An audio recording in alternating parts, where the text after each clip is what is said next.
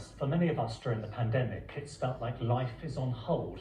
But for Hannah Mcwann, who suffered a catastrophic brain injury when she was hit by a bus in 2017, her recovery has completely halted.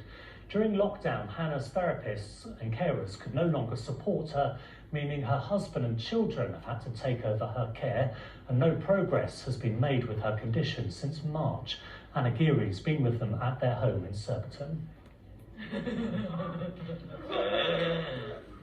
A rare moment of joy over the past few months.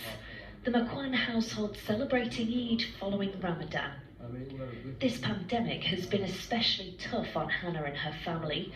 Hannah suffered a major brain injury back in December 2017 after she was hit by a bus on a zebra crossing.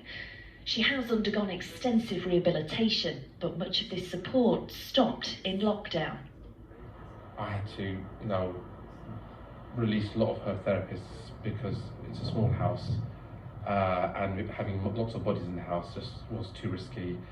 I think the biggest challenge was her carers, because her carers were going to other care settings. They were coming by public transport. So her husband of 20 years, Mustafiz, became her carer 24 hours a day, 7 days a week.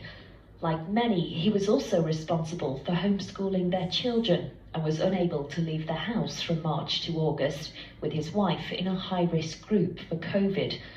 Although life has improved as Hannah's care has resumed, Mustafiz fears a return to restrictions with coronavirus cases on the rise.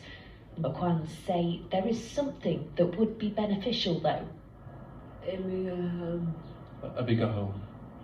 Yeah, so this home isn't suitable, because I've got care. The toilet is one toilet, and there's Hannah, myself, 4 kids, plus carers and 4 therapists. It is something lawyer Trevor is fighting for. He's also calling on society at large to seek out and listen to people with disabilities and to give them a voice. We speak much about those that have suffered understandably through this pandemic, but we often forget the hidden victims, those that have suffered, particularly through no fault of their own, and have had to endure the difficulties. Difficulties that many of us are struggling with in this Covid era.